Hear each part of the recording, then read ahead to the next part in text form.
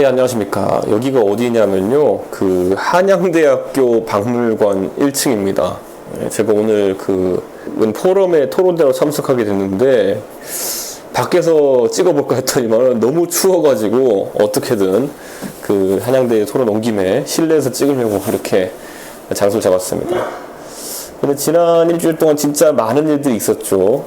예를 들어 드디어 이 송철호 울산시장 관련한 건들이 수면 위로 올라오기 시작했는데, 김태우 수사관 저도 한번 만나 뵀지만은 그때 좀 얘기를 나누면서 이분이 어느 정도 그 능력치를 가진 분인가에 대해 가지고 어렴풋이 제가 느낌을 받은 바로는 굉장히 세밀하게 일을 처리하시는 분이구나, 이런 인상을 받았었는데, 저는 이제 앞으로 김태우 수사관 모든 이런 의혹이나 이런 것들이 정권이 얼마나 부패했는지 보여주는 그런 경종을 울리는 그런 이야기들이 될 것 같다, 이런 생각하고, 사실 이번에 그 고래고기 사건이라고 하는 거 제가 봤을 땐 청와대가 이제 해명을 한다고 계속 고민정 대변인 나와가지고 이야기를 하고 있거든요. 글쎄요, 저는 근데 고민정 대변인이 과연 내용을 알고 이야기하는 것일까? 그러니까 내용이라는 거는 뭐 개별적인 어떤 내용을 아냐보다도 큰 틀에서 이게 어떤 사안인가?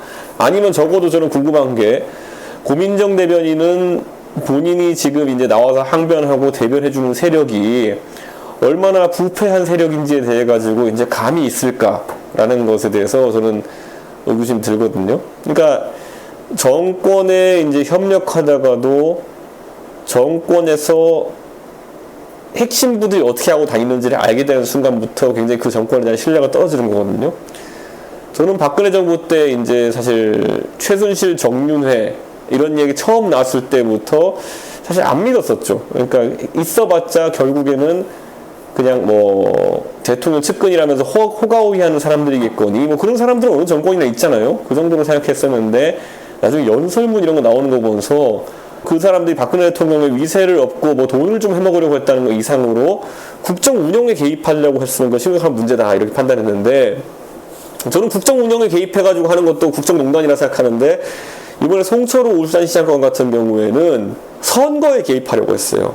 대한민국에서 수많은 대통령의 측근들이 문제를 일으켰지만은 선거에 개입해가지고 선거 결과를 바꿔놓으려고 하는, 그러니까 민주주의는 선거로서 완성되는데 선거의 근간을 흔드는 행위를 하려고 했던 사람이 있었다 그러면은 바로 대통령 탄핵 얘기 나온다, 저는 이런 확신이 있고요.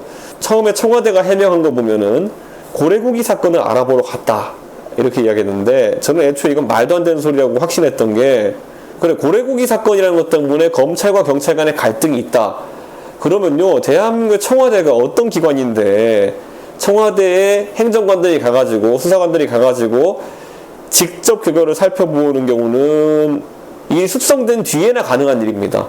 자, 그렇다면은 지금 청와대 측에서 한 해명대로 고래고기에 대해 가지고 청와대가 관심을 많이 갖고 있었고, 그래서 울산에 대해서 계속 이렇게 뭐 정보를 달라 그랬으면은 그 수사관들이 갔다는 2018년 1월 12일부터 16일까지 행적 외에도 2017년 말부터 엄청나게 많은 이 대화가 오갔어야 돼요. 공문서가 오가야 되고, 그런 내용이 있다면 제가 그들이 직접 갔다는 걸 믿겠지만은 그런 내용을 공개하지 못한다면은 저는 왜 그 사람들이 그것 때문에 갔을까? 심지어 그 고민정 대변인이 나와서 흔들었던 그 문건을 보면요, 시간도 안 맞아요.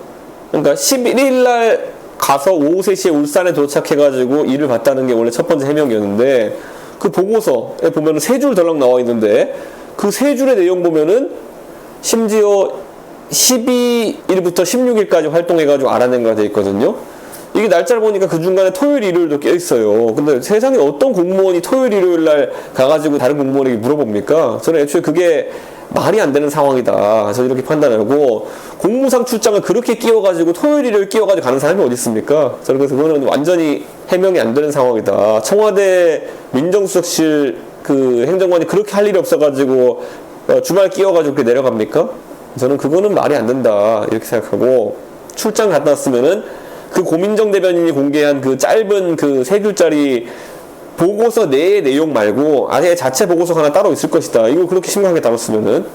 근데 그걸 내놓지 못한다면은 결국에는 출장의 목적이 고래고기 사건 때문은 아니다라는 걸 이제 볼 수 있겠죠. 그리고 그 다음에 사람에 대해서 이제 해명할 때 그 송철호 시장 후보에게 도움이 됐던 그 사건의 최초 제보자가 누구냐를 갖고 말이 많았는데 처음에 건설업자 이야기도 나오고 하다가 나중에 캠핑장에서 전달했다고 이제 얘기가 나왔는데 캠핑장에서 전달한 공직자가 누군가 봤더니만은 하필이면 지금 송철호시장 밑에서 경제부시장을 하고 있는 인물이에요.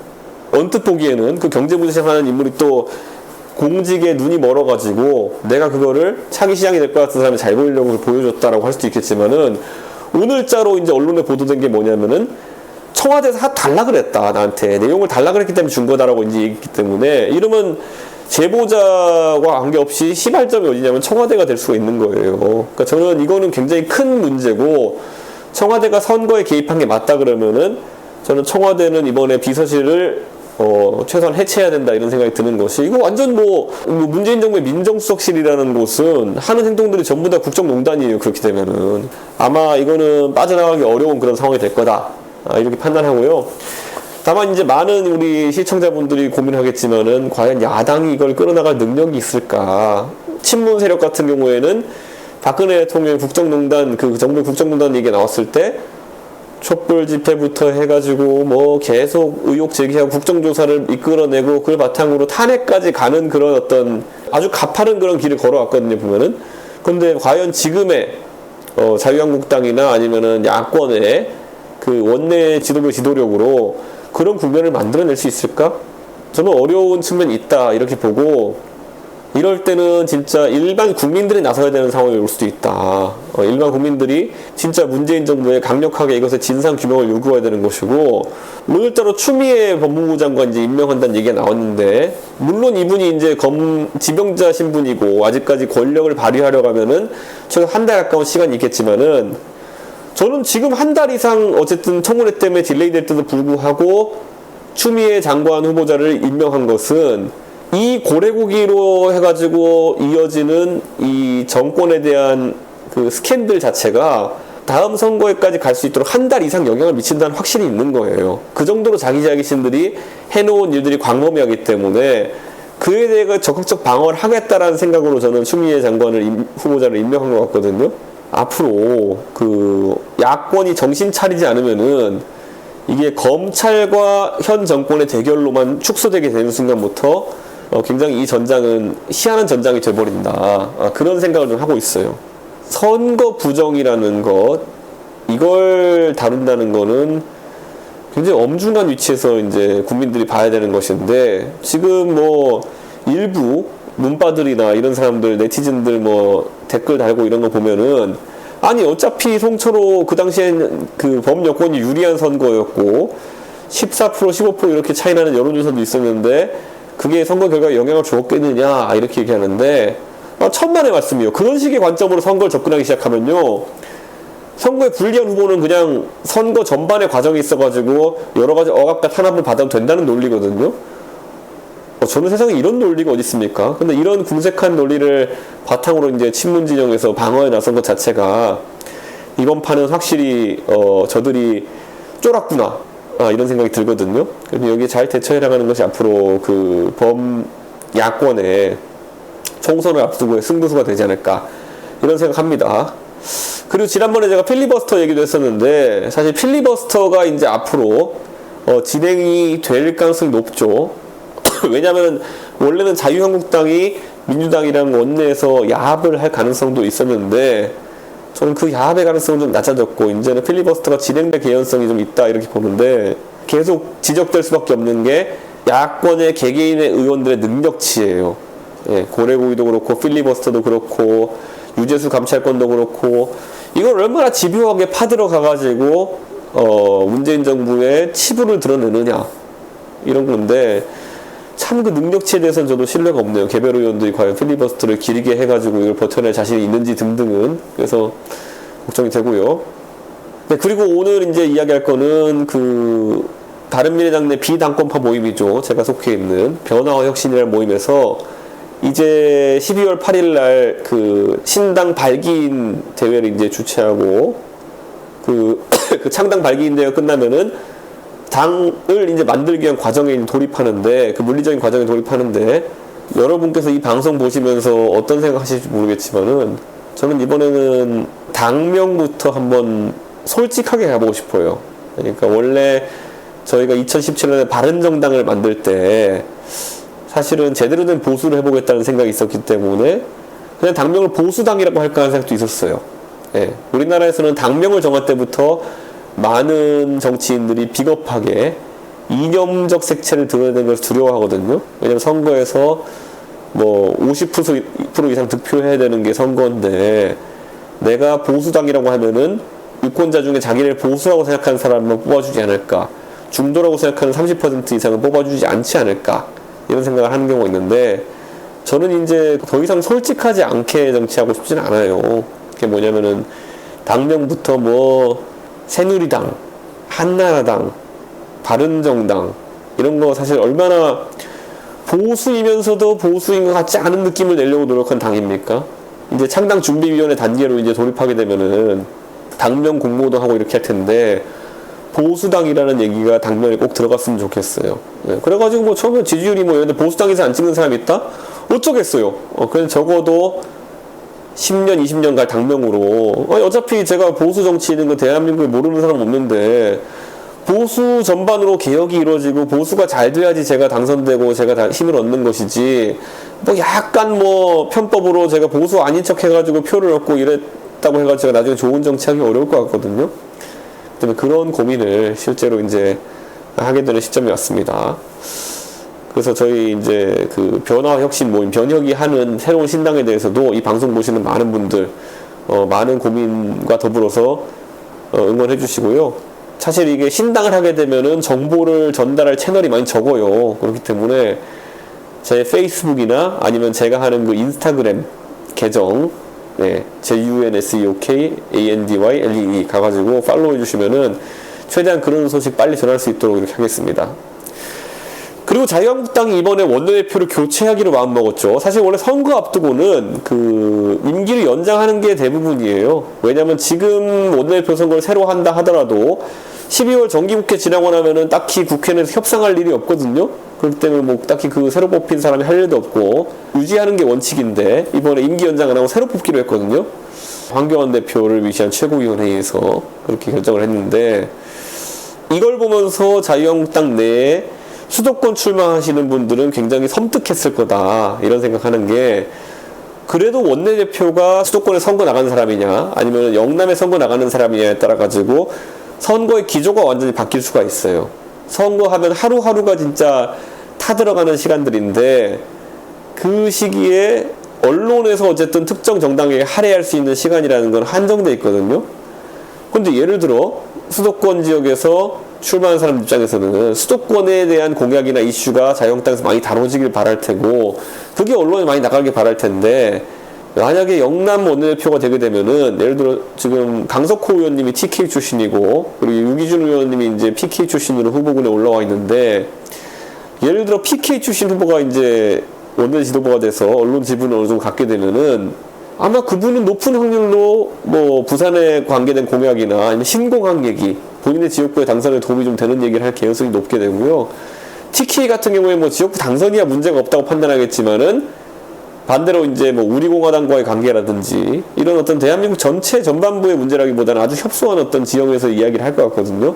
저는 이런 지점이 굉장히 이제 선거를 앞두고 있는 수도권 지역의 자유한국당 사람들한테는 두려움으로 다가올 거다 이런 생각하게 되고요.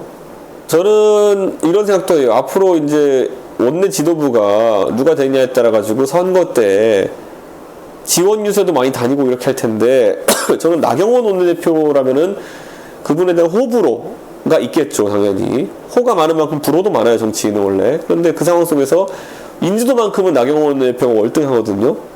그렇다면은 그분 지원 유세 가는 것에 대해 가지고 많은 분들이 기대하고 있었을 텐데 이렇게 나경원 원내대표가 뭐 임기 그만두고 자연스럽게 물러나는 모양새도 아니고 당에서 몰아내는 분위기로 원내대표를 그만두게 되면은 저는 굉장히 좀 선거 전략에 뭐 또는 차질이 있을 수 있는 분들이 있다 이렇게 판단하고 저는 황교안 대표가 이번에 본인이 원톱으로 등극하고 싶은 마음이 컸다. 그래서 김세연 의원을 그 여의도 연구원장에서 몰아내기 위한 어떤 기획의 일환으로 저는 그 당의 중앙당 당직자들이 일관적으로 사퇴했다 이렇게 보는데 그것도 모양새 진짜 안 좋다. 결국에는 자신들에게 반기를 들었던 금태섭이나 아니면 이런 분들을 아무 실권도 없는 조직이지만 총선기획당에 합류시킨 민주당의 모습과 많이 대비되도록 하는 거 아니냐. 이건 계속 제가 아쉬움을 지적할 수밖에 없는 지점이다. 이렇게 봅니다. 참 선거가 이제 4개월 남짓 남았거든요.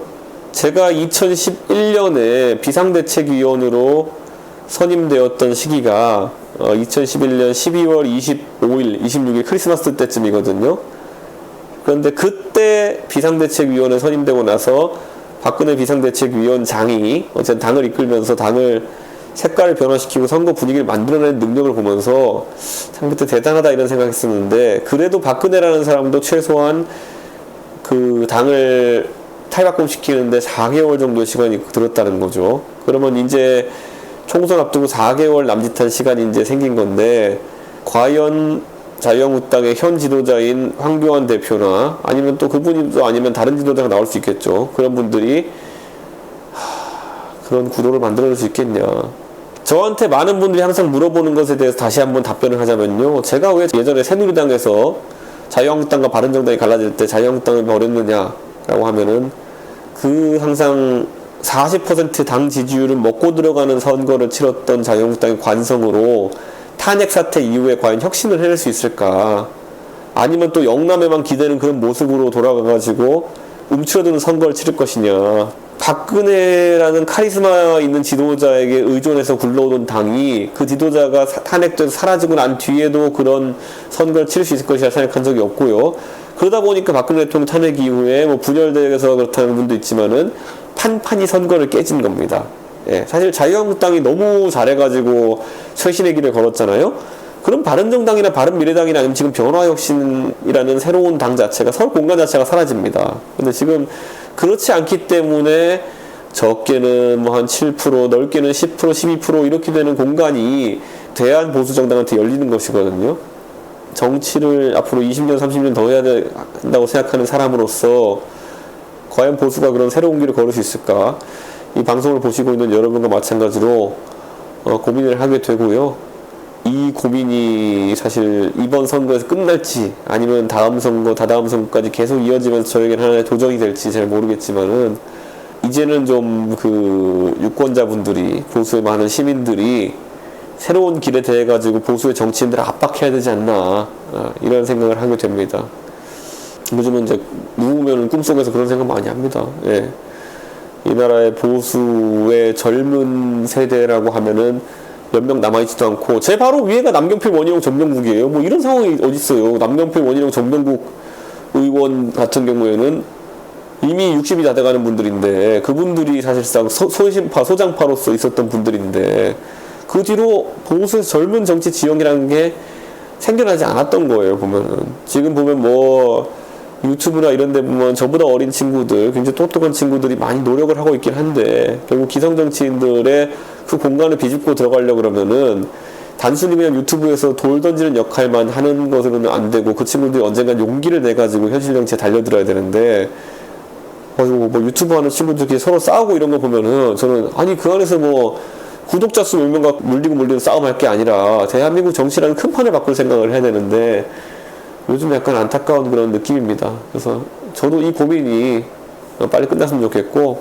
무엇보다도 이번 선거를 앞두고 겨울이 돼가니까 저도 이제 선거 맹렬히 준비를 하고 있습니다. 꼭 좋은 성과를 내기 위해 가지고 노력해서 좋은 모습 보이겠습니다.